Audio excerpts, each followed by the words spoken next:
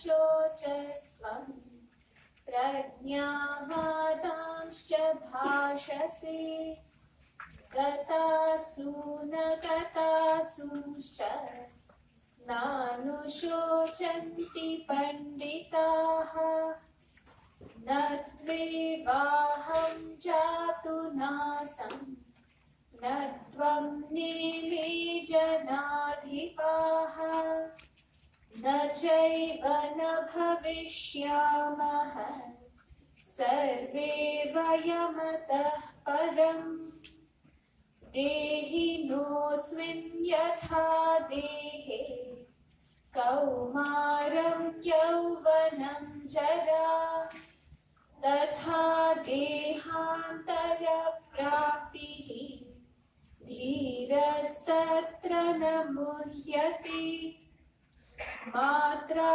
स्पर्शास्तु कौन्तेय शीतोष्णसुखदुःखदाः आगमापायिनो नित्याः तां स्थितिक्षस्व भारत यं हि न व्यथयन्त्येते पुरुषं पुरुषर्षभ समदुःखसुखं धीरं सोमृतत्वाय कल्पते.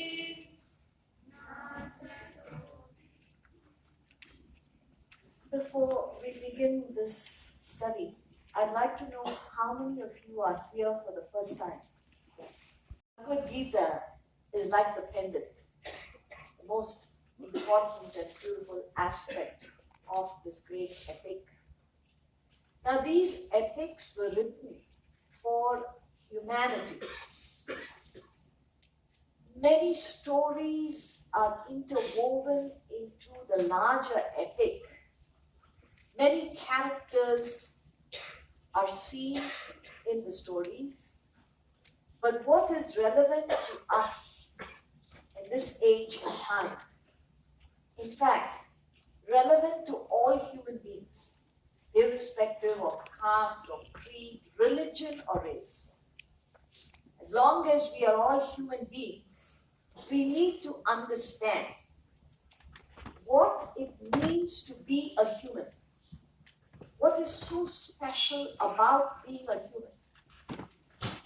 And that is what the message of the Bhagavad Gita indicates.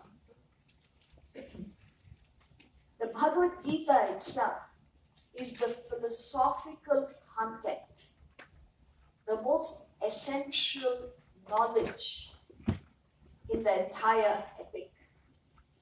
And it is meant for every young person. Why we say young? Because every young person has what we call a choice in life. In fact, every human does have a choice. But at times in life, we've already made our choices.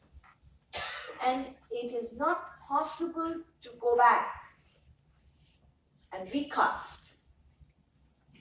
There are possibilities of changing. That is why human life is valuable, no matter who you are, no matter what your background is, good or bad, right or wrong.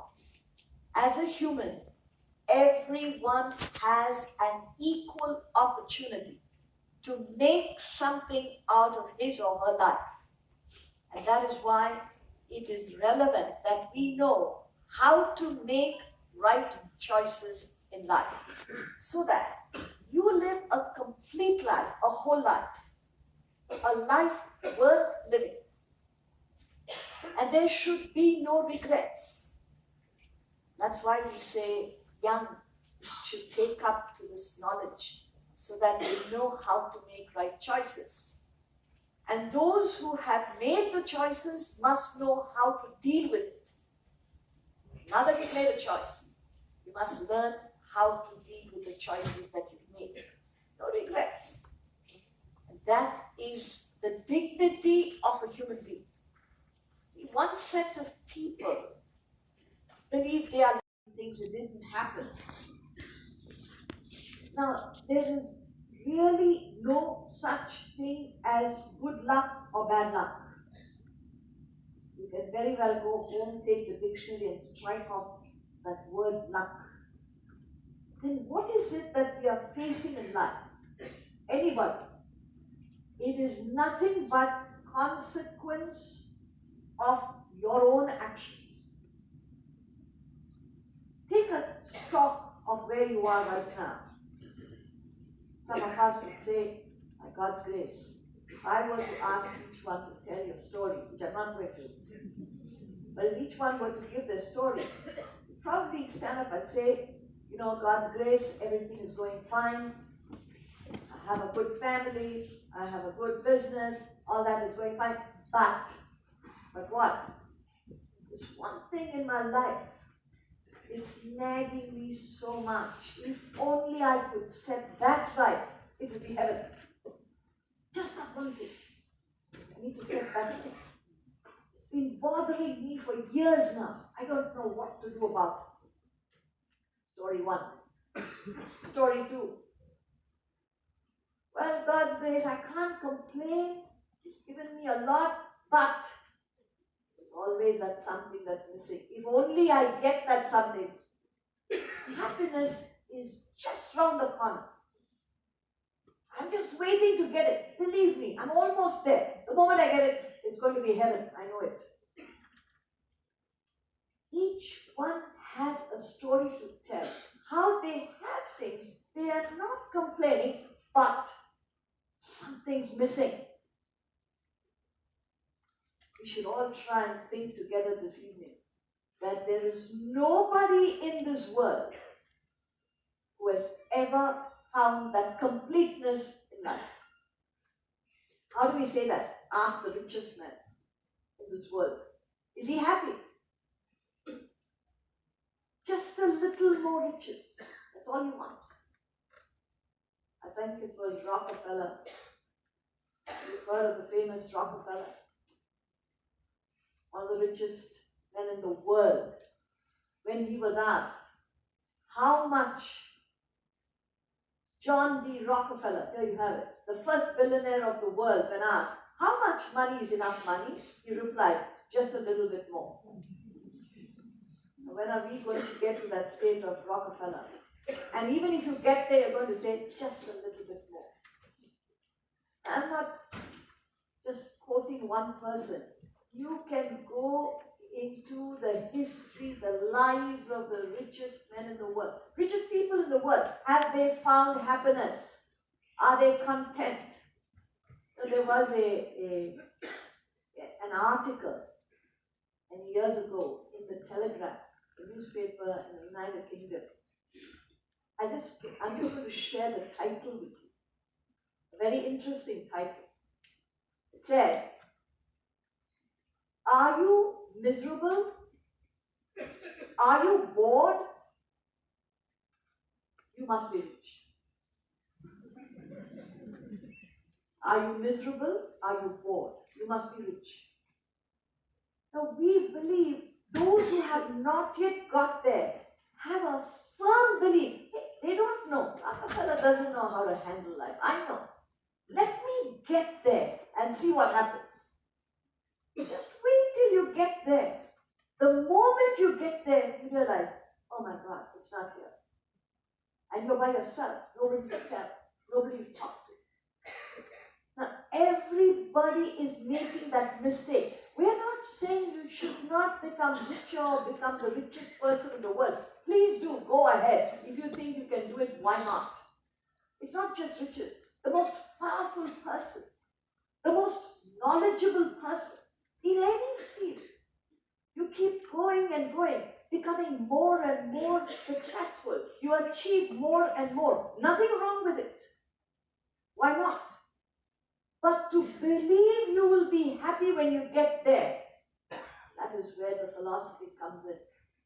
Because whatever you're seeking is not out there in the world, it's right within yourself. You're looking for it in the wrong place. That's why you never find it. So what is the Bhagavad Gita really telling us? It's only introducing ourselves to our real self. That's all it's doing. And once you know your true worth, you will not go about with begging bowls. To where? Trying to please the demands, first of all, of your own body. Your body has demands. There's a great, you've heard of the great Adi Shankaracharya, talking about the 7th century Shankaracharya. One of the books that he wrote, Viveka Chudamani, he says, he gives examples of creatures. He took examples from nature. How weakness for one sense organ, for the body, weakness for the body, one sense organ is enough to destroy a creature. People go fishing. How do they go fishing? Why do they go fishing? Because fish has weakness for the tongue. You put a bait and leave it there. It doesn't realize there's a hook. It goes for the bait. It's killed. A deer is said to have weakness for the ear, and the drummers beat drums and the deer comes out and they capture the deer. Now, various creatures have weakness for one sense organ. You know how many sense organs we have? 5. Eyes, ears, nose, tongue, skin. Eyes want better sights. Ears want better sounds. The nose wants better fragrances, smells. The tongue, I don't have to tell you. And the skin wants better touch. These are the 5 sense organs every human being has. And Shankaracharya is trying to tell us, look, the weakness for one sense organ is enough to destroy a creature. Humans as we are, we have weakness for all 5. But do calculate the chances of survival. That is why you see, even food, you have neon signs, you have advertisements. Everything is trying to hold you, hold your weakness. And we succumb. Now you can still enjoy the world. Of course you want to see good sights. Who wants to see bad sights? It's natural.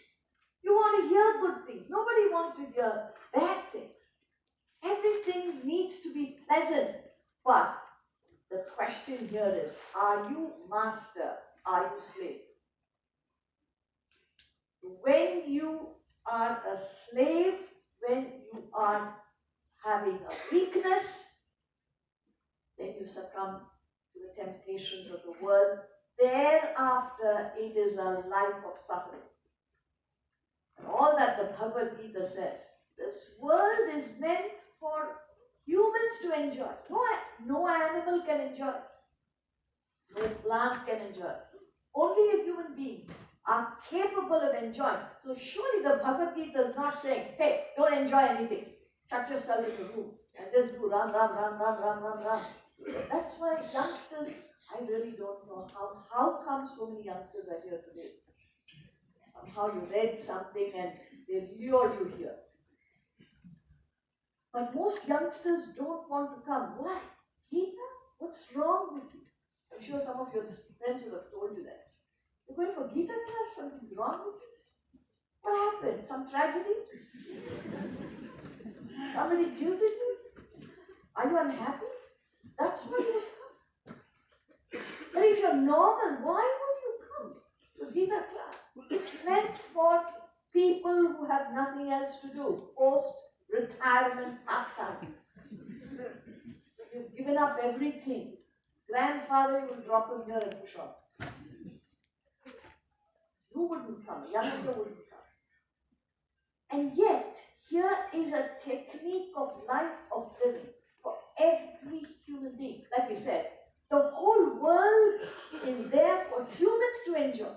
No other creature can enjoy. Some people who have access, they have pets, and they would take their pets to a parlor for doing up their hair and all, whatever. Now, do you think the pet knows where you're taking the pet to? Pet parlor? It's for you to show off to your friends. I took my dog to the pet parlor today. He must have spent a lot of money. It's for you to show off. But the pet has no clue where you've taken it. There are hotels, I don't know if you've heard, for pets. Now, does the pet know where you're putting it? Does the dog know? It will not know the difference between a room in a hotel or the facilities that you're giving and the backyard full of mud and dust. It's actually happier there than the Yet you would spend so much because you know the difference, not the animal. So this world is meant for the human to enjoy. But the only way you can enjoy it is when you are master, not slave. Now, most people sell themselves to the world, and thereafter the world dictates terms to you. This is what happens to an alcoholic. This is what happens to a chain smoker. No alcoholic enjoys the drinks. Don't look at me like that. I don't know. I'm just talking about what happens. You're looking at me. Maybe talking about alcoholism. You don't need to go through an experience. It's common sense. Ask them. Find out. Are they happy? They could consume a whole bottle and there is no happiness. There's no enjoyment. Then why does an alcoholic continue to drink? Why does a smoker keep on smoking? There's no pleasure, yet he must do it. The moment you get acclimatized, the moment you get used to certain things, it doesn't give you happiness. Then why don't you give it up? Because when you don't have it, there is unhappiness. When you have it, there is no happiness. It's called a state of neutralization. You become neutralized to alcohol. You become neutralized to a cigarette. You become neutralized to your own spouse. Your own husband or wife. You think they are having a wonderful relationship? In India, we have a system. Whether you are fond of your wife or husband or not, both of them continue like good strings. Just tolerate each other and continue. In other countries, they say goodbye. Why not change? And even if they change, it's not that they're happy. You will be surprised. First marriages, I'll put it up on the screen for you. First marriages, these stats come from the US. First marriages end in about 40 to 45% divorces. I'm talking about the Western countries, particularly the US. The second marriage is a higher divorce rate. Now here you are. First marriage, 45 to 50% end in divorce. Second marriage, 60 to 67%. Third marriage, 70 to 73%.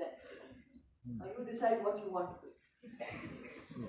And that's why I said it's not me, it's you. Google it, you'll get this information. That's how I got it.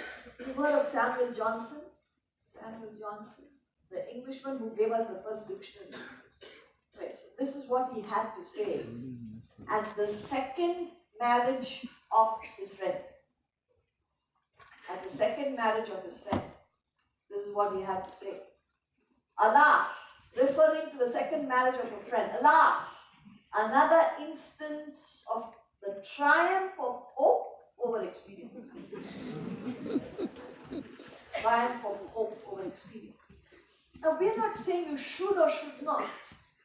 All we are trying to understand this evening is what you are seeking, what every human being in this world is seeking is happiness, peace, bliss, joy, contentment. These are all synonyms. Everybody's seeking it. The question is, where are you seeking? How are you seeking? And some of you may say, look, I appreciate what you're saying, but I'm a happy person.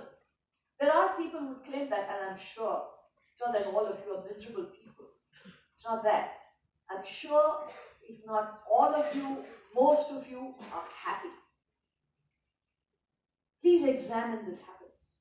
So you would say typically, I'm happy. How are you happy? Why are you happy? I'm happy because I have a beautiful family. Whatever happens in the world outside, I come home, I forget everything. I've got a beautiful family. So, your happiness is dependent upon your family. What's wrong with that? We're not saying anything is wrong. We're only stating it. We're only examining it. We're only analyzing the happiness that you're presently experiencing.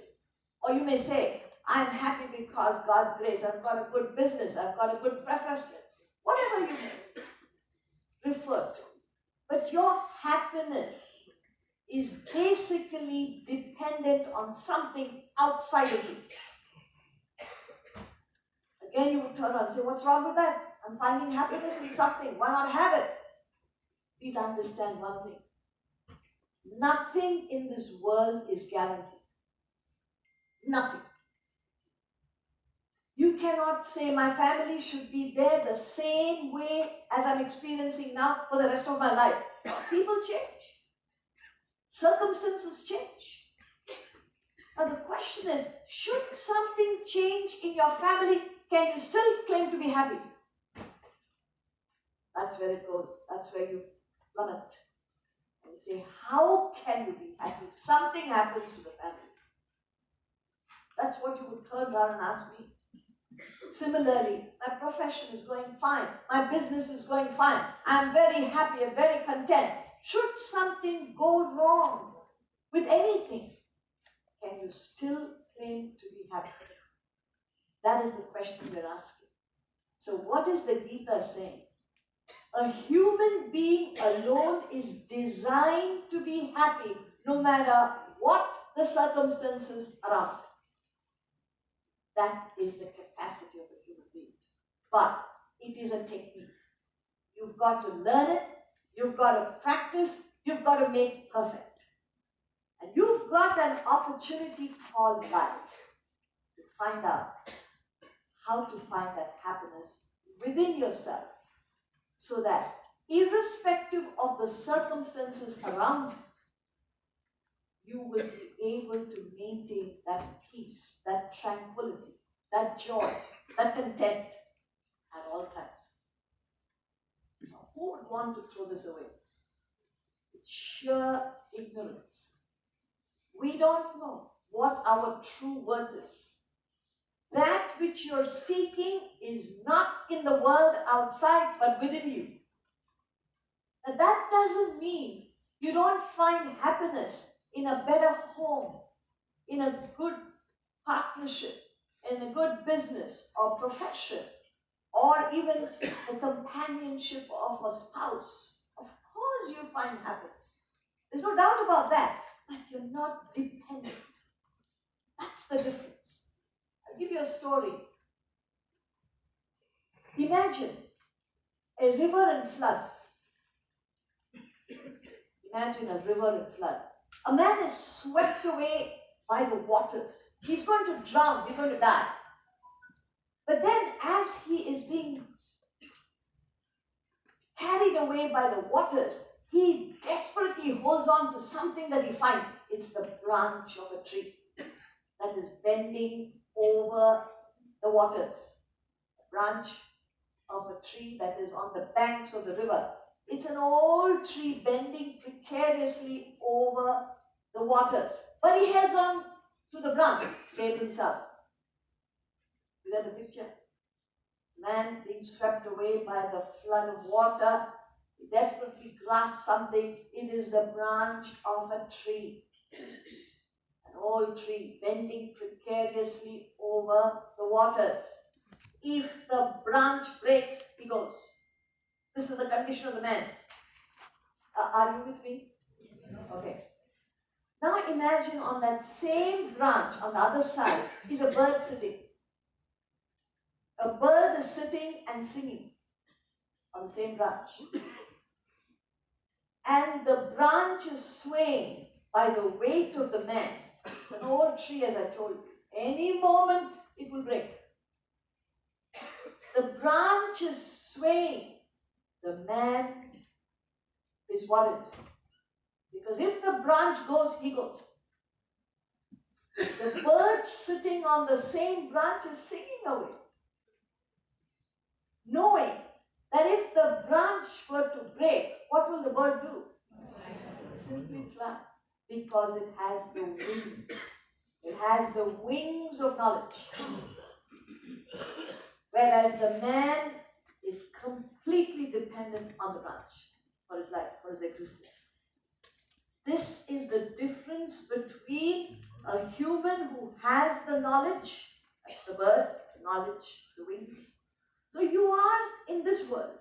You are enjoying whatever the world is offering. You are leading a normal life. In the world, doing what everybody else is doing, but with one difference. You are developing the wings of knowledge. Unlike the human, the man who does not have the knowledge. When you don't have the knowledge, you are like the man who is taken away by the flood and holding on to this world of things and beings. Completely dependent. Should something go wrong in any aspect of his life, he's finished. He goes into depression. He's unhappy. He's worried. He's anxious. Or he could be angry at things. He could be annoyed. He could be upset. He could be stressed. He could be strained. A whole lot of negative emotions he could go through. Why? Because of his dependence. But the bird has that freedom to fly. Fly away doesn't mean you're running away from the world.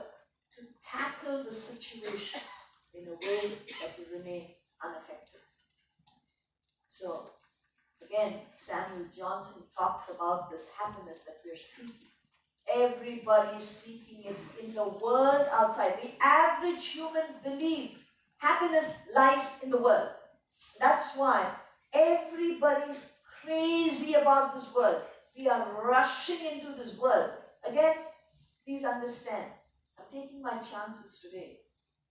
Because if you really understand the meaning of the Bhagavad Gita, you'll come back. If you don't, you say, thank you very much, I'll never come back again. Either way, you have a choice. But the meaning of the Gita, the Bhagavad Gita, is to give us that ability to find that happiness within while we are contacting the world outside. So Samuel Johnson tells us, the fountain of content must spring up in the mind. And he who had so little knowledge of human nature as to seek happiness by changing anything but his own disposition will waste his life in fruitless efforts and multiply the grief he proposes to remove. Deliberately bringing in Western thinkers so that you understand it's not something that just the Bhagavad Gita tells us. Anybody who understands life, human life, would have the same thoughts. Just to give you a sample, that even Western thinkers said similar things, that the Bhagavad Gita is telling us for thousands of years. So here we are in this chapter, the second chapter of the Gita. We're doing this for 4 evenings. I'll show you the summary of the chapter. We are starting from verse 11 because as you see in the first part, the first 10 verses is Arjuna's despondent condition. We don't have to discuss that. We've got our own problems, we've got our own worries. Now there is Arjuna's worries, we don't have to add to that. So it is just a despondent condition. Arjuna is a commander-in-chief of the Pandava forces. For all practical purposes, a warrior, a kshatriya, a person who's qualified for the job. That's all we need to know. But at 11th hour, he collapsed on the battlefield. He succumbed to his own emotions and told Krishna, his good friend, Lord Krishna, that I can't fight this battle. Kshatriya, if you and I say we can't fight battles, we're not trained. That's understandable. But a soldier, a commander-in-chief saying, I can't fight the battle. A qualified person saying that is unheard of. And why so? Because he was overwhelmed with emotion. And he collapsed on the battlefield saying, I cannot fight this battle. So Krishna starts in the second verse of this chapter. It says, Kutasva Kashvanata, Shamesam Upastita, Anari Jushtam Aswatyam, Akirtikaram Arjuna. Says, how have you fallen to the state, Arjuna? He said, it's Anaryan. Anaryan meaning we as people of this country, Aryans, of Bharat Vasis, we have a unique trait as a people of a nation which is now long forgotten. That's why attempts like this, where we re-educate ourselves on the true glory of this country, which is the knowledge. The highest knowledge known to humanity you will find in this country. And yet, an average Indian has no clue what this great knowledge is all about. So he says it's un-Aryan, un-Indian. What? To succumb to weak emotion. You've got to stand up. You've got to face the challenge. The world is full of challenges. You've got to stand tall like a lighthouse. That is being a human. Otherwise you succumb. You're a weak person. In the later verse, the third verse, he says it's unmanly, aidyam, and hridaya dorbalyam, a weak-hearted person. You're not meant to be so. See, if you have an arm, you should be able to use it. Suppose you have an arm and you are holding it like that. I will ask, what happened to your arm? I'm not able to use it. Very weak. Is there something wrong? Nothing wrong. I've never used it. I would turn around and say, why don't you use it? And you're struggling with the left arm. Why? Simply because you're not using an arm that you already have. Similarly, we are all equipped to face the world no matter what. Good or bad, right or wrong. That is the capacity of every human being. Are we utilizing it? Are we bringing our whole personality into this world? Or are we being weak like Arjuna? Succumbing to unmanly. Unmanly also means unwomanly. Some people will say, why are you racist? Man or woman, you see, don't follow grammar. People fall a victim to grammar. Why are you talking about men? Why can't you talk about women? You're not worried about the message, but you're worried about gender. You've got to move out of language and get the message. What is the message? The message is you are human. Are we living up to the dignity of a human being? That's all we're trying to find out. Are we living up to the potential of a human being? I'm not trying to give a motivational speech piece. I'm only trying to tell you what your true worth is according to the Bhagavad Gita. That's all I'm trying to do. And why should we miss out? Everybody has equal opportunity. Don't even give your background. No, you don't know my life. I wouldn't even want my enemy to have my life. And you will start your sad story about yourself and all the problems you have faced and all the challenges that you are facing and yet to face. This is a story almost every human has. Irrespective, everybody has their lot of challenges, but each one is designed to face it, provided you learn the technique. That is available to you. So why would you not take it up? Like we said, sheer ignorance. There was a gentleman, an American, who came to our academy. You'll hear about it. We have an academy where we are training young people in this philosophy close to Mumbai. It's called the Vedanta Academy. And we're there now for 30 years, established by my father and guru, Swami Parthasarathy. Many of you would have heard of him. And he's given us the books. If you go outside, you will find certain books available. All these are meant to help you to help yourself.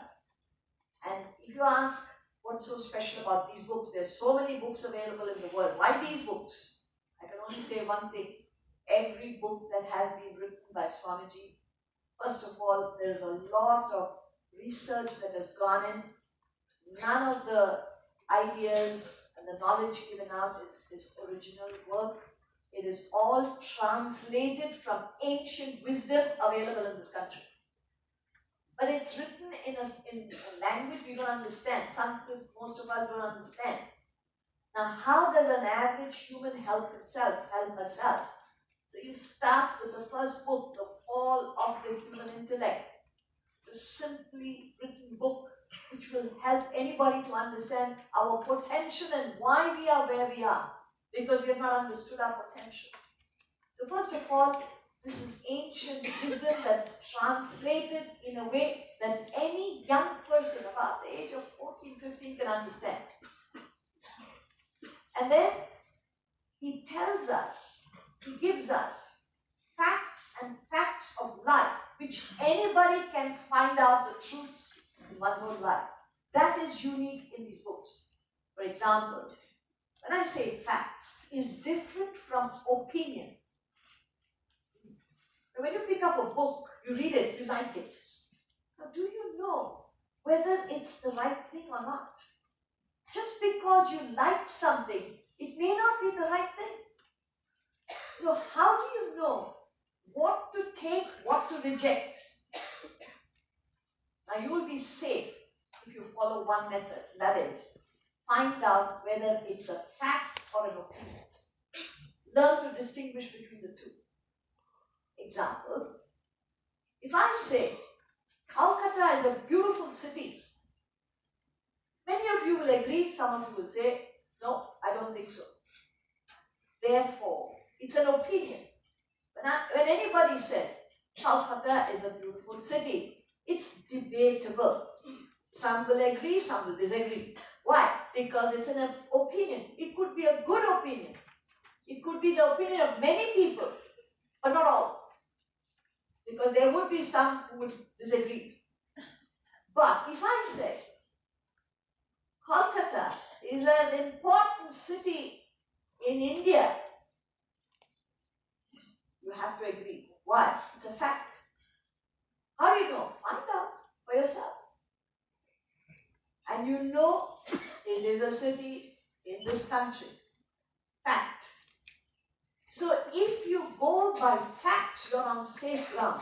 If you go by opinion, you're not sure. Many writers give their opinions of truth. But here's a person who gives you facts and facts. How do you know? You find out for yourself. You can try it and you will know it's a fact. So that is how this knowledge is important. Like I said in the academy, this is what we teach. So that you can gain this knowledge for yourself. The training is given so that you can help yourself. And one such subject that is dealt with in the academy is the Bhagavad Gita. The many other subjects, like I said, the books that are written, we go in a course of study. It's simple, but it takes a little time. Once you dedicate a little time, you will find a difference in your own life. Just as. I don't know how many of us in this classroom can say we are physically fit. But who can deny you physical fitness? Even the weakest amongst us can aim to be fit. It's possible, provided you follow the technique, the method. What do? Join a gymnasium. That we are already members, but we never go. Many people are life members of a gymnasium. They want life membership because they know you'll never come. Now, when you go to a gymnasium, there is somebody who will guide you. Say, this is what you need to do, and slowly put you onto a program. So everybody has certain weaknesses, certain strengths, even in the body. Some people have a stronger upper body, weak lower body. Some people have a strong weak lower body, a weak upper body. Now, depending on your weakness and strengths, you will be given a program so that you have an overall development. But you will have to go there and struggle for yourself. The struggle. But in that struggle, you know you're getting stronger. That is how a gymnasium works, to give you physical fitness. Here in this classroom, we're talking about mental fitness. Everybody here has weaknesses, has strengths. You may be strong with affection, weak with understanding people. You have affection for everybody, but you get confused with people. So that could be a problem in your life. Some people can't tolerate anybody except themselves. How can you get along? It's very difficult. So the moment you come, they say, oh God, here he comes, and everybody disperses. Why? They don't want to hear you, they don't want to see you. You can't get along with people. And yet you want company. So you have to throw parties. Why? Nobody will come otherwise. So every weekend you have to spend money, you have to do things, and people come only for that. And even as they eat the food, I don't know why they are sitting here and wasting our time. Even that they will curse. But they come. And it has no meaning. It's a superficial relationship. Yet, you don't know how to relate. You want people, you don't know how to relate. That could be your weakness. So each one has some weakness, some strength. Here is a method by which you can strengthen your personality and gain mental fitness. So why would you deny yourself? Coming back, as I said, an American who came to our academy, that's how I started. He came and spent about 6 weeks with us. And according to him, it was a life-changing experience. So when he went back to the United States, he wrote a beautiful letter to Swamiji talking about all the wonderful things that he experienced in the academy. I don't have to bore you with. Certain things that he talked about, how it helped him. But what I'm trying to share with you is, after saying all those lovely things about the academy and his experiences, in the end he wrote the last few lines. He said, Swamiji, I must confess one thing. I was a very happy man until I met you. I was a very happy man until I met you. Meaning, he was enjoying the bliss of ignorance. He did not know what he was missing in life. I don't know how many of you who say, I'm happy. Yes, I believe you are. But do you know what you are missing? That is where this subject comes in. So here you are. It talks about, now what you see here is a summary of the chapter. You will not find this in the original text, Bhagavad Gita.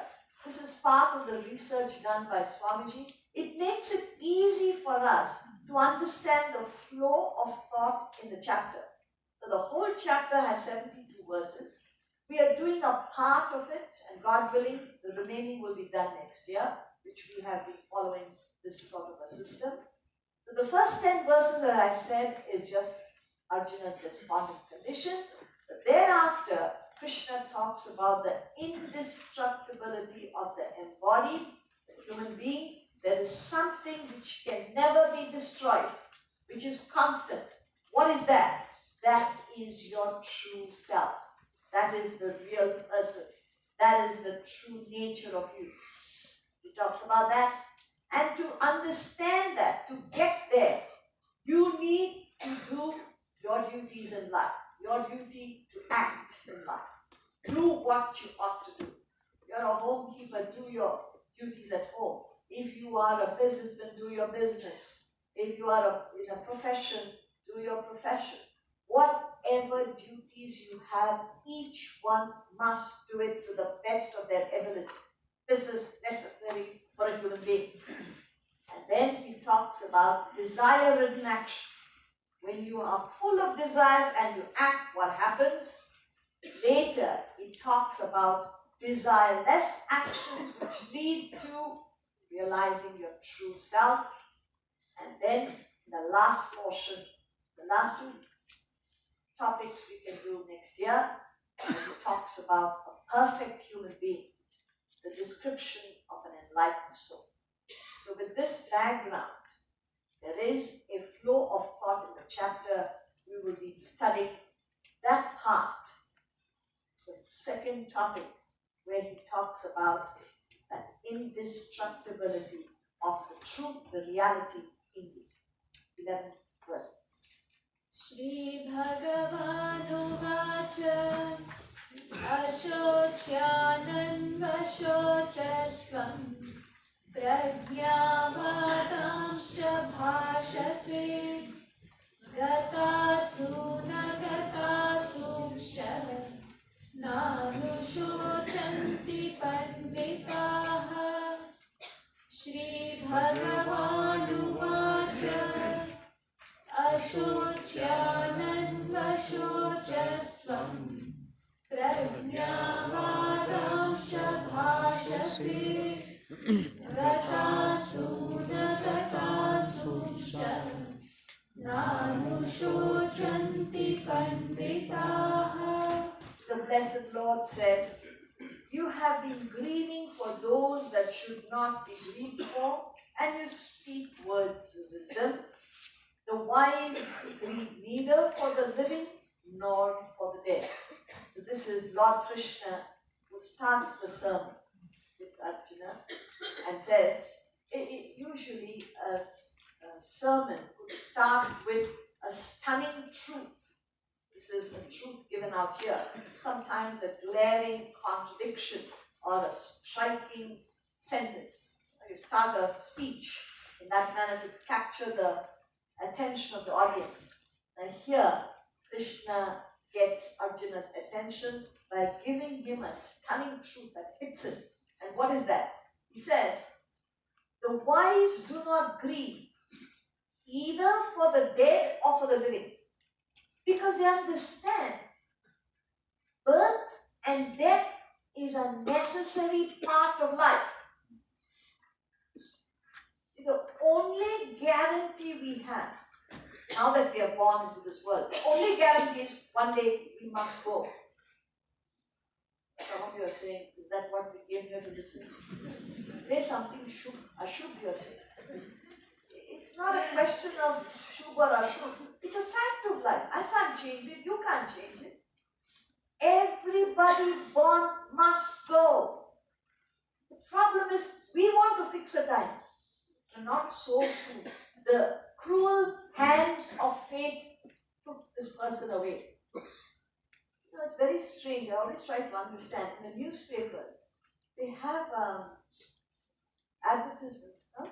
Kind of messages, messages. Dearest wife, we all think of you in the family with lots and lots of love. 25th death anniversary. And they put the thing there. Now, I'm not ridiculing. I'm only asking, who do you think is reading this?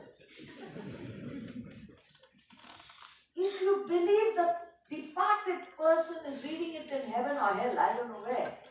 The newspaper's going there and they'll read our 25 years, they're remembering me, how nice my family is. There's no such thing. And yet you would do it. There are many people who would do it. I'm not saying you should not do it. Why do you do it? We don't understand that anybody born must go. This is a fact of life. And the fact also is, when you go, you take nothing. What have you done all these years in your life? Accumulating, accumulating, accumulating. Earning, earning, earning, earning, saving, saving, saving, saving. For whom? My children, my grandchildren. You are not going to touch any of those things that you have accumulated. And people are waiting for you to go. They can't say it. Why? They want to take it. And you have gathered so much. I'm not again saying don't do it. But you've spent all your life aggrandizing, hoarding, for what? For others. Today. And you take none of these. Now you will say, I'm not interested in material things. That is for the family. But I want to achieve something in my life. What? Name. Good name. I must be known. You must remember me as a person who did so much good. Something you want. Even your name and fame. You can't take it with you. You can't take your name, you can't take your fame, you can't take your money, you can't take your family members who you love so much, who love you. All that is fine as long as you're alive. Don't ever make the mistake of asking husband or wife, dear, will you come with me when I go? You'll be disappointed. All that oneness and I can't live without you, you can't live without me, and all that as long as you both are alive. The moment one goes, you go alone. Period. As simple as that. This is a fact of life. We don't want to hear it. We don't want to face it. But it's a fact. Now, why we're saying that is, all other things that you do in life does not accompany you except knowledge. The only thing that you can faithfully take, will faithfully follow you, is knowledge of the truth. Nothing else stays with you. That is why the appeal here is, pick up something that will stay with you, that will give you strength to live, that will give you strength when you go. Everything else that you have done will not give you that inner strength. So he says, the wise do not grieve for either the living or dead. You have been grieving for those you should not grieve for, and you speak words of wisdom. He's talking to Arjuna. You must understand the truths of life and get on to what is permanent, and that is knowledge of the self. And he carries on. Natvevaham jatu nasam Natvam me janadhipaha Nachaiva nahavishyamaha Sarve vayamatah param Natvevaham jatu nasam Natvam me janadhipaha Nachaiva na bhavishyamaha sarve vayamata param. Never indeed was I not, nor you, nor these rulers of men. Also none of us will cease to be hereafter. So now Krishna is making a statement. He confirms that there is a changeless aspect in all of us. Now what we are identifying with, what we understand is the changing aspect. Take a look at yourself. At one time, you were a child. The same person became a youth, the same individual becomes an adult, the same individual becomes an old person. Everybody is going through these different stages in life. You may be at some stage, definitely not a child, a youth, an adult, an old person. But if I were to ask, you say, I am a child. When you were a child, you would say, I am a child. Much later, you'd say, I'm a youth. Then you say, I'm an adult. Much later, you'll say, I'm an old person. Take a look at the statements you're making. Do yourself. I am. It's constant. You say, of course it is constant. What do you expect? But please look at the stages. When you say, I'm a child, look at the personality of a child, the body of the child, the feelings of a child. The thinking of the child is different from a youth. The youth, the physical body has changed. The feelings have changed. Thinking has changed. And then the same person becomes an adult. The body changes. The mind changes. The feelings change. Thinking changes. Again, at old age, the body has changed completely. The feelings have changed. The thinking has changed. Every aspect of your personality is changing, but the I am is constant.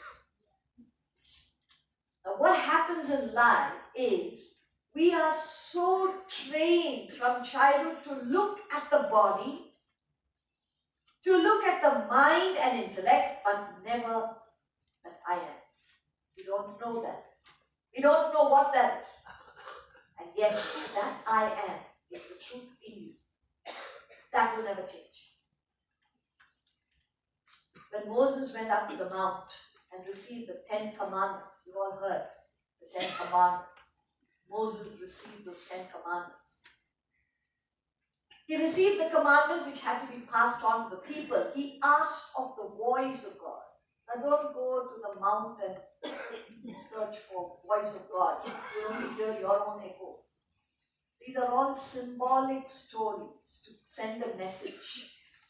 I'm only sharing that part of the message.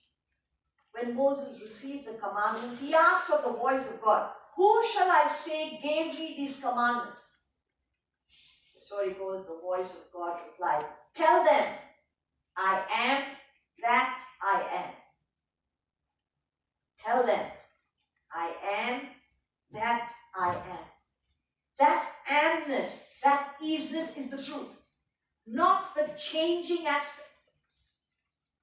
Now we identify with the body, we become one with the body. I believe this is me. Just now if I ask you, who are you? This is me. Who? This height, this weight, this personality, male, female, young, old. You've got this whole description of yourself. And you believe this is me. And you confirm looking in the mirror, looking at your photograph, this is me. What? The body. That's not you. That's just a vehicle that's taking you from place to place. Yes.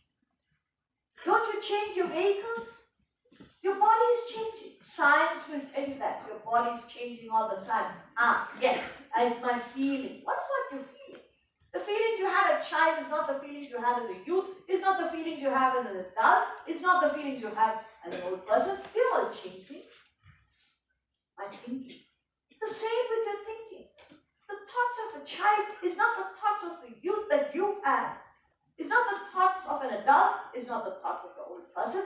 Every aspect of you has changed except I am. And yet nobody knows what is that I am. He's only saying, he's only confirming that I am never dies. Never indeed was I not, nor you, nor these rulers of men. Also none of us will ever cease to be hereafter. That I am can never die. So find out what is your real personality. The body is your outer personality. The mind and intellect, your feelings and thoughts together is your inner personality. the question here is, what is your real personality? And that is the truth, the reality. He continues. Dehinosmin yatha dehe kaumaram yauvanam jara तथा देहान्तरप्राप्तिः धीरस्तत्र न मुह्यति देहिनोऽस्मिन् यथा देहे कौमारं यौवनं जरा तथा देहान्तरप्राप्तिः धीरस्तत्र न मुह्यति. Just as the embodied passes through childhood, youth, old age in this body, so does it pass into another body. There the wise is not grieved. Now this is a little subtle thought. This much you can understand, the first part, that the embodied is another word for an individual, a human being, the living being. Now the term that is given is embodied. Embodied in the sense, this body has no life by itself. If I were to cut this finger, it will lie here like any piece of wood or stone, no life. Yet you see a brilliant expression of life because there is a living principle within that brings this personality to life, just as you see an expression of light coming out of this bulb. When you purchase the bulb, there's no light, but the bulb has everything it needs. There's an outer casement, there is an inner filament, all that is there, but still no light. Why? Because it is not in contact with that unifying entity called electricity. The moment you connect the bulb to that one unifying entity called electricity, there is no Calcutta electricity, Maharashtra or Mumbai electricity, Chennai electricity, or Indian electricity, European electricity. Electricity is one common entity. Wherever an equipment, be it a light, when it contacts a bulb, there will be light. When it contacts a PA system, there will be sound. When it contacts a air conditioning system, there will be cool air. If it contacts a heater, there will be heat. If it contacts a kettle, there will be boiling water. Whatever be the equipments, there will be expressions, but that unifying entity, electricity, is responsible for all manifestations. That unifying entity has been embodied. That's why the word embodied is used. There is something within you. Like we said, the physical body is your outer personality. Your feelings and thoughts, your mind and intellect, manas and buddhi, together, your inner personality, but the self in you, the God principle in you, the life principle in you is your real personality. That's what he's trying to say. So just as the embodied passes through these stages, now once you have got out of childhood, you can never go back. You can behave like a child, but you're not a child. Because you pass that shit. When childhood is dead, youth is born. When youth in you dies, adulthood is born. When adulthood dies, old age is born, and we're stuck there. Then we don't want to hear anything more. But you must understand there is a continuance. How can there be? First of all, you ask the question, when a baby is born, from where did the baby get the qualities? A child is born into the family. It has distinct qualities. You say, this one is very naughty, this one is very quiet. From where did the child get the qualities? I don't know. Any thinker will not be satisfied. At least you must have a doubt. From somewhere these qualities came. How did it come about? Don't know. Please understand, at birth there is a sudden expression of qualities. You don't know from where they have come. Fair enough. But don't close the case. You must understand that there is something I do not understand here. But there is an expression of qualities. From where did they come? Question mark. A person who passes could pass at a young age, could pass in middle age, could pass at old age. But whenever a person passes, it's not as if you get up one fine morning and say, I've had a good life, thank you very much, I'm dying today. I finished all that I have to do. So many unfulfilled desires, there's so many thoughts, so many feelings that have not been attended to, and a person dies. What happened to all those feelings? What happened to all those desires? What happened to all those unfinished thoughts? Where did it go? Don't know. Question mark. I think this much we will all agree. At birth, there is a sudden expression of qualities. Are you with me here? At death, there is a sudden loss of qualities. We don't know where it's gone. Are you there? So what these masters did, they only audited accounts. That's all they did. They connected. This expression of qualities at birth is an effect. It must have a cause. This loss of qualities at death is a cause. It must have an effect. They connected the two and proposed the theory of reincarnation. That's what it takes so much to make you understand the last sentence. That's why in the academy where we have the 3-year course, we have the luxury of time. Now here I have to see the time, I have to say 4 days we have to finish the portions, we have to keep going. But there we have the luxury of time to discuss this at length. Now if you have a question, you walk away. Who's to answer you? That's why I mentioned we have the books available. Those who are interested, in fact, this particular idea is in the Vedanta treatise. It's a chapter. It's called the law of causation. It's a perfect law. And the law is very simple. The law is every cause has an effect. Every effect has a cause. Now, you may or may not know the cause, but it exists. Otherwise, it's unscientific to say this came from nowhere. So, the law of causation states something very simple. Every cause has an effect. Every effect has a cause. Otherwise, how can you explain why is one child born in opulence, another baby is born in poverty? What has the baby done?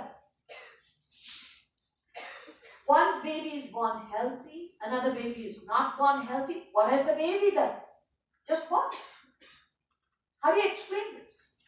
I can give you any number of examples that will make you think, if you are a thinker. But there is a perfect reply for all these questions. Unfortunately, we can't discuss it, but you can find these answers, as I said, in this law of causation, that every cause has an effect, every effect has a cause. To put it very simply, no matter who you are, no matter what your background is, every human being gets exactly what he or she deserves. Not what you desire. If you're happy, you deserve to be happy. If you're unhappy, you deserve to be unhappy. I'm sorry to say that. How do you say I deserve to be unhappy? It's an effect. You must have done something to get yourself in this condition. If you perform actions that are selfish and self-centered, you think you can get away with it? Or I do charity. Okay? But what thoughts do you have? I hate this fellow. I can't tolerate that fellow. These are your thoughts. But you could be signing checks. There's some accounting system. I don't know what that accounting system is, where it is, but there is an accounting system. Every action, every thought, every feeling is registered. So when something goes wrong, then you look up to the heavens and say, oh God, why have you done this to me? What have I done? You don't realize this is an effect. Similarly, thank you God, you're very, very kind. I'll come and break 100 coconuts tomorrow. You answered my prayers. You can break any number of coconuts. I'm not saying you shouldn't. Please do that at least. Usually people go and break coconuts because that day they plan coconut chutney or coconut burfi. I don't know what. Because you give one, take everything back. Half you give the temple, half you take back. Now, it doesn't depend on what you do at that point, but what have you done this day backward? Right, wrong, good, bad. It's like your bank account. Why is my bank account so low? Excuse me, sir, the manager will take your statement and give it to you. Why? Debit, debit, debit, debit, debit, debit, debit. What do you expect? Hardly any credit. And whose fault is it? It's not the bank's fault, it's your fault. Oh, you have got so much of credit. How come? Credit, no debits. Similarly, in life's account, how many debits are going on? I hate this fellow. I'm angry with this person. I'm greedy. I'm jealous. I'm envious. You think that goes unnoticed? It's all recorded. We don't understand. We feel if we smile and say, aye, how are you? Why did you call this fellow? You say that. Externally, you're very nice. Internally, you're hatred. It's registered. And it comes back to you. When it comes back, that's when we wake up. You don't understand. So here he's only saying this loss of qualities are connected to the gain of qualities at birth, and the theory of reincarnation is proposed based on the law of causation. That's all he's saying. So there the wise is not grieved because he knows even after old age it must continue. This will go on until you find your true self. Until you gain enlightenment, this will go on, birth and death, birth and death.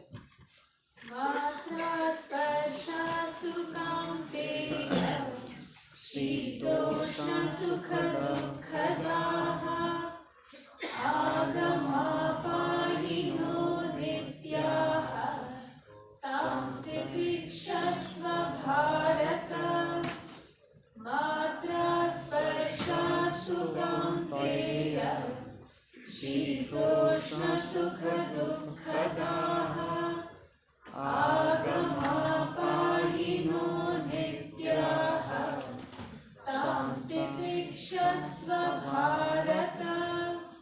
So now he's talking about the ephemeral part of life. He did say there is something permanent in your life that is your true self. But the changes are inevitable, as we have seen, right from childhood to youth, adulthood, and old age, the previous verse. And now he's talking about external changes, internal changes, external changes. What are they? The sense contacts, O Kaunteya, O Arjuna, which cause heat and cold at the physical level, pleasure and pain at the mental level. They come and go. They are impermanent. Endure them. Tan titikshasva. Endure them. Forbear them. Be patient. Why? You say, oh, my life is so sorrowful, sorrowful, sorrowful. Yes, it's now sorrowful. Just endure. Why? Joy is waiting. Joy is waiting. Don't be so impatient. Joy has come. Joy has come. It's come now. Okay. Don't hang on to joy. Why? Sorrow is waiting. Pleasure and pain, heat and cold. I'm very healthy right now. I'm very strong right now. Very good. But be prepared. It would be unhealthy too. Health will come and go. Pleasure and pain will come and go. This is part of life. But it's easily said. Ask a person who's depressed, why I'm depressed? I'm terribly sad. I'm sad. Why? My pet dog is not well. 13 years. We played together. And now it's getting old. Now you also are getting old. You don't understand? It's part of life. But because we tie ourselves to things and beings, we are like the man on the branch, not the bird. That is why we suffer, not because of this changes in our lives. You must understand, hey, here comes joy.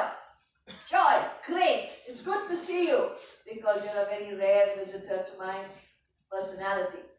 Then who's your frequent visitor? Mr. Sorrow. Hello, Mr. Sorrow, come. Have a cup of tea. The Sorrow knows exactly where to make the tea in your house. He knows, because it's always there. And then Mr. Sorrow, leave. Why? Next Sorrow is waiting. One more Sorrow is there. I have to face that. Get out. Out he goes. Next Sorrow comes. Come, Mr. Sorrow. You're a frequent visitor to me. Finish whatever you have to finish. Out you go. Why? Joy is waiting. If you learn to meet joy and sorrow, health and health, as something that will come and go, you have no problems in this world. Nobody can ever say, my life has only been sorrow. It's impossible. You will not be able to exist. Oh, my life is only joy. Who are you trying to fool around? You can show it externally. You come home and find out how joyful you are. Externally you may show it. All he's saying is joy and sorrow. When you contact the world, you're bound to face both. It's natural. So you must learn to endure it happily. See, titiksha is a unique Indian quality. You know what it means? Titiksha means the capacity to suffer happily. Contradiction term. The capacity to suffer. Why? See, in a typical Indian home, if you're receiving guests, you don't have much space. So the parents will say, all right, we will move out. You move out of your room. First, the children have to move out. It's understood. You can't claim your room. And they will sleep in the lounge. Guests will be given the room. This is suffering happening. It's an Indian trait. And more people come, you say, come, there's more room. But somehow you will adjust and camp and do something and suffer happen. It's an Indian trait. No Westerner can do it. Even if the parents are coming, they say, sorry mom, dad, not this weekend. If your children have been living abroad, they say the same thing to you. You say, kya beta? I am coming, you're saying don't come. You sent them abroad, no? So now you pay the price. Because you thought my son will be always calling me. No, it's not possible, nothing wrong. But that is the culture there. They cannot tolerate any discomfort, cannot be tolerated. Here, we go through discomfort happily. That is that picture. So he says, learn to endure these aspects of life which are inevitable. Pleasure and pain. And then he says, heat and cold, which affects the physical body. Pleasure and pain, which affects the mind. Yam hi na vyathayanti te purusham purushashabha samadukha sukham dhiram somritatvaya kalpate. Yam hi na vyathayanti te purusham purushashabha samadukha sukham dhiram somritatvaya kalpate. The man whom verily these afflict not, what he discussed in the previous verse, heat and cold, pleasure and pain. O Purusha Shabha, another name for Arjuna, bull among men, the best among human beings, balanced in pain and pleasure, steadfast, he is fit for immortality. You've got to be balanced. Yes, there will be joy, there will be sorrow. There will be honor, there will be dishonor. People will look up to you, people will condemn you. This is part and parcel of life. You'll be accepted, you'll be rejected. You've got to learn to take this in your stride. Why? Because you're a human being, you have that capacity.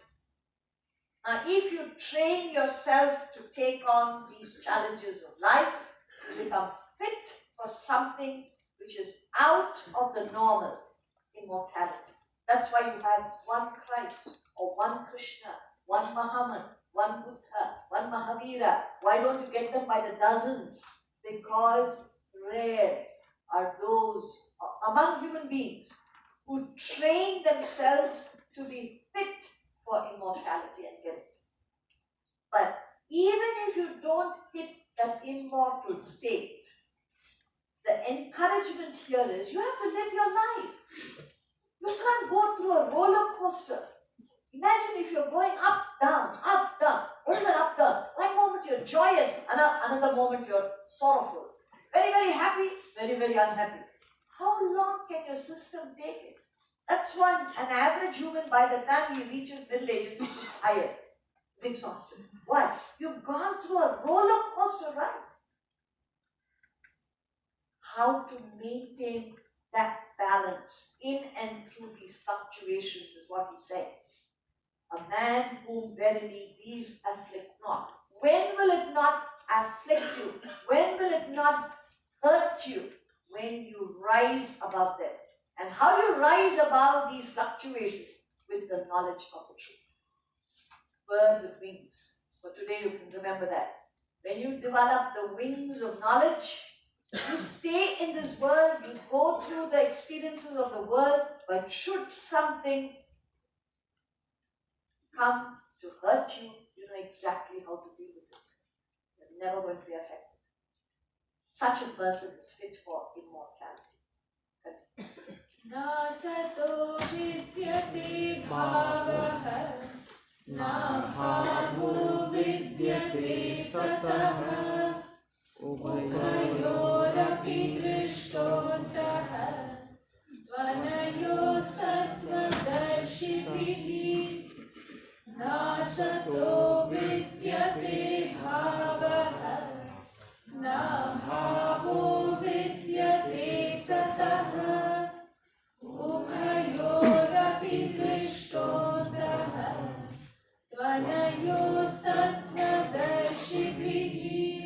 The unreal has no existence, the real never ceases to be. The truth about both these indeed has been seen by the seers of truth. So, the truth about these, real and unreal, whatever that is, we're not taking it up fully, but he's just stating it here. There is something that is real, something that is unreal. It says, asattaha, unreal, abhavaha, has no existence. Sataha, real, bhavaha, never ceases to be. The truth about these two, the seers of truth know. The ordinary person does not know the difference. See, what is eternal, what is ephemeral? What is permanent, what is impermanent? What is real, what is unreal? This is not clear to the average human. And we said, there is a truth in you that is permanent. Now we don't see it. What do we see? We see the untruth, the impermanent. We are only conscious of the body and the senses, enjoyments at the physical level, that we understand. Mind and its feelings, we understand. Intellect and its thoughts, we understand. Not realizing none of these are permanent. Our lives revolve around the physical body, mind, and intellect. That's all each one's life is all about. Now, all we are saying is, you've got to go beyond the body, beyond the mind, beyond the intellect, and suspect you have something beyond, which is real. Even if you start suspecting, you become a philosopher. If you realize you are a saint. If you realize the truth, you are a Christ or a Krishna, a Muhammad or a Buddha. That's the level you will reach. And those who are not yet there, you are on the path to get to the truth. So you are far, far better than where you are right now if you set the direction right in your life. That's all he's trying to say. So those who have reached there understand the difference between the real and the unreal. And those who are attempting to understand will not be affected by these changes. That could be your life if you choose to gain knowledge. Avinashi tu tadviddhi yena sarvamidam tatam vinashamavyayasyasya na kaschit kartumarhati.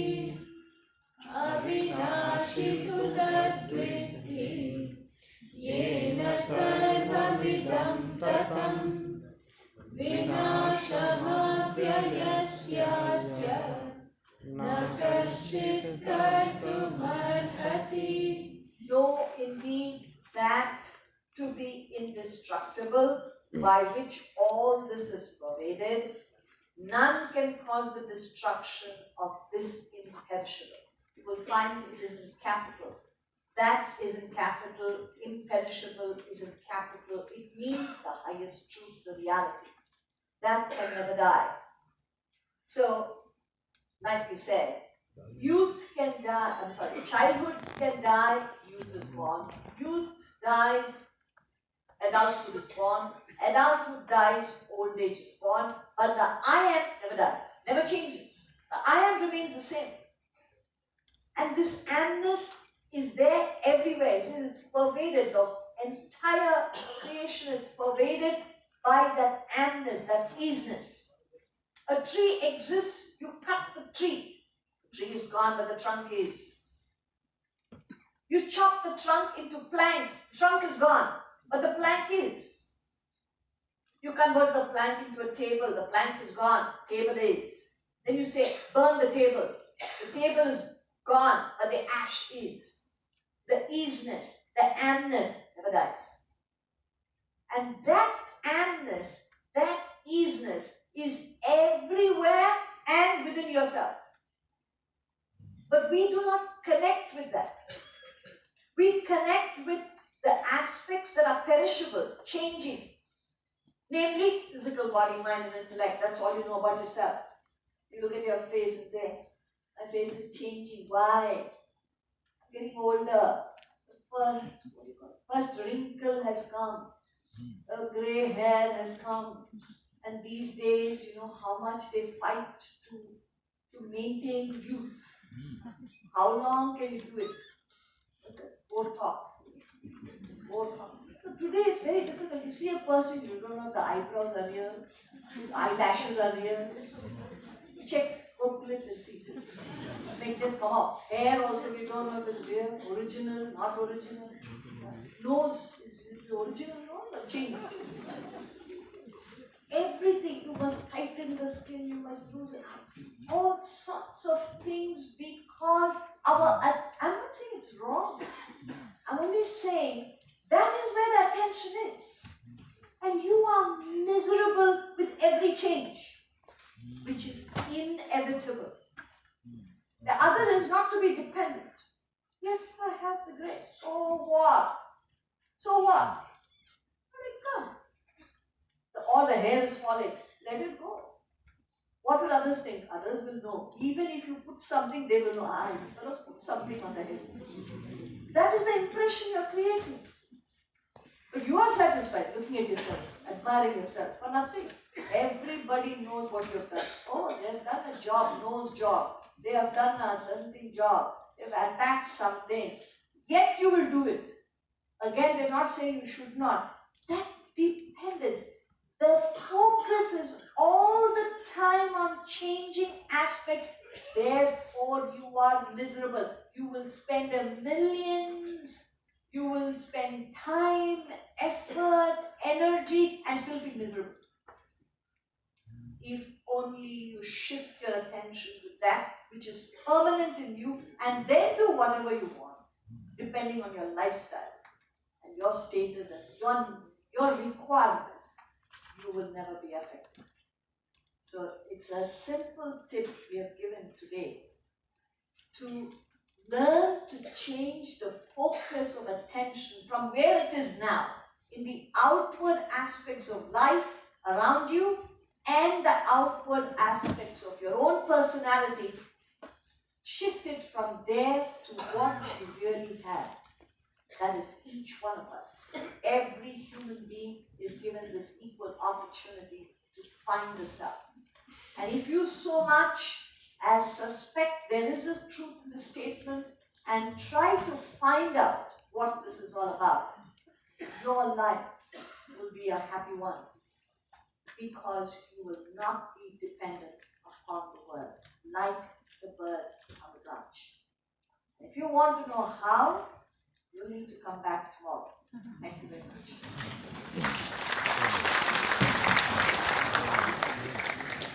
Hari Om. Kindly be seated for a minute for